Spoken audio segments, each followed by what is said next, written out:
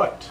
So now the sausage has been boiled up and ground up, and as I mentioned before, we're going to cut down on our cholesterol and grease and all sorts of other gunk to make this a little more on the health conscious side.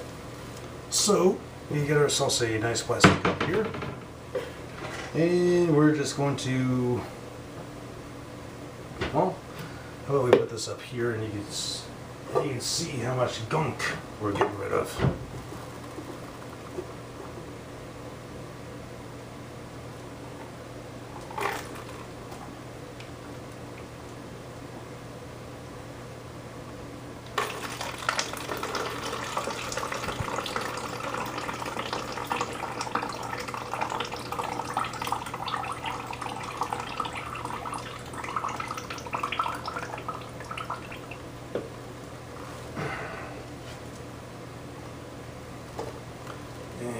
This side, sometimes this stuff likes to try to escape.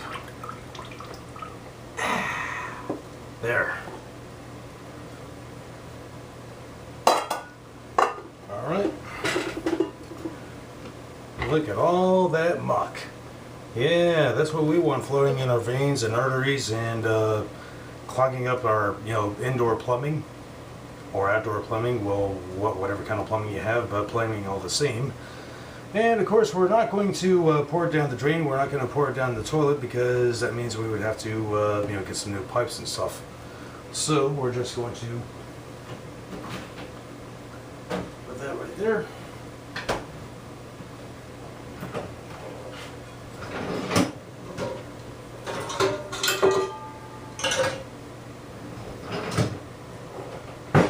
And we're going to have our sauerkraut. I already opened these things.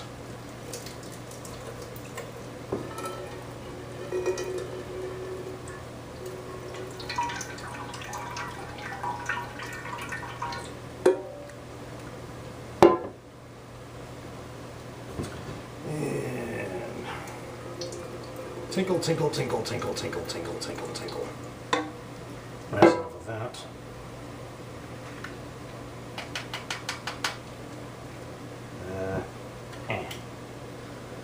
And then we're going to do the same with this one.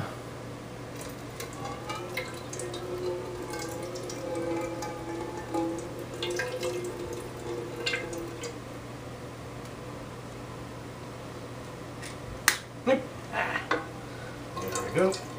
And more. Okay, and just for that extra kick, we're going to put in some more of this.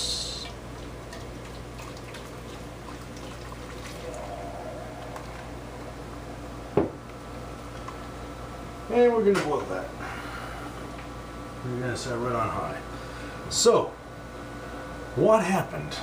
Why did my system melt down? Well, as I said, there was a friend of mine, and we hung around with many times, and about the CD and everything. But I've always just hung around with a friend of mine who was a musician. In the car, there's a musician who, oh, by the way, is also a friend of mine. It's kind of strange when, and it's a completely different energy in the presence when you meet both of them at the same time. Especially when they have a very big important show to do, and they have equipment to unload, and they have equipment to put on stage, and they have lighting to do, and they have to check for sound, and they have levels for sound effects and all sorts of other things. Make sure they have everything just right, and they have no time for etc. and so on and so forth. ... No time for the bollocks. No time for dilly dally. Whatever dilly dally is. So, well, actually, one example of dilly-dally would be, hi, I know that you're very, very busy, but how about I talk to you about this other that we were talking about last week? Yeah. So, I mentioned the band that I had played and that I had jammed with, playing the Pink Floyd song. Remember? Well, 4 years back in 2005 at the very, very same place when it was under different management.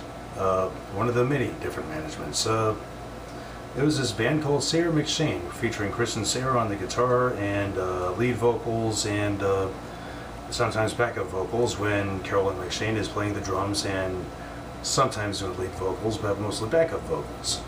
And also running the and also in charge of